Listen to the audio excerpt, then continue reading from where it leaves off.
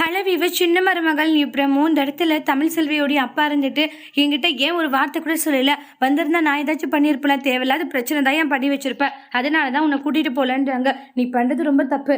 ஏன் தமிழ் செல்வி உங்ககிட்ட மட்டும் தான் இதெல்லாம் சொன்னாலான்றாங்க. நீ பிரச்சனை பண்ணுவேன் தான் அவள் எதுவுமே சொல்லலை. அதனால தேவையில்லாத ரிஸ்க் எதுக்கு சொல்லு, கொஞ்சம் பொறுமையாரியா. எல்லா பிரச்சனையுமே முறிஞ்சிடுச்சு. அந்த சாவித்திரி தாமரையோ சைலண்டாக இருக்க மாட்டாங்களா? இப்படி தேவையில்லாத அனாவசியமாக வேலைகளை பார்த்துட்டு இருக்காங்க. அவங்களெல்லாம் இப்படி விட்டால் சரிப்பட்டு வராது. அவங்களுக்கு ஒரு சரியான பாடத்தை கற்றுக் கொடுக்கணும். என்ன பாடத்தை போய் கற்றுக் கொடுக்க முடியான்றாங்க. நான் அவங்கள ஒரு வழி பண்ணுறேன். அப்போ தான் மறுபடியும் நம்மளுடைய விஷயத்தில் அவங்க தலையிட மாட்டாங்க. ஏன் ஏடா கூடமா ஏதாச்சும் பண்ணி வைக்க போறியா? அது பெரிய தலைவலியாக போய் முடிஞ்சிடும். அதனால கொஞ்சமாச்சும் பொறுமையா இருன்றாங்க. அதை பண்ணுறேன் இதை பண்ணுறேன்னு சொல்லிட்டு பிரச்சனையை உருவாக்கிக்காத. இல்லை, நான் கண்டிப்பாக அவங்க ஒரு வழி பண்ண போகிறேன். ஏன்னா அவங்க இருக்கிற வரைக்கும் என் பொண்ணுக்கு அது பெரிய பிரச்சனையாக மட்டும்தான் இருக்கும். அதனால என்னையா பண்ண போகிற அப்படின்றாங்க. அதை பார்த்துக்கன்னு சொல்லிட்டு போகிறாங்க. தமிழ் செல்விக்கு கால் பண்ணுறாங்க அவங்களுடைய அம்மா. என்னம்மா என்ன விஷயம்ன்றாங்க.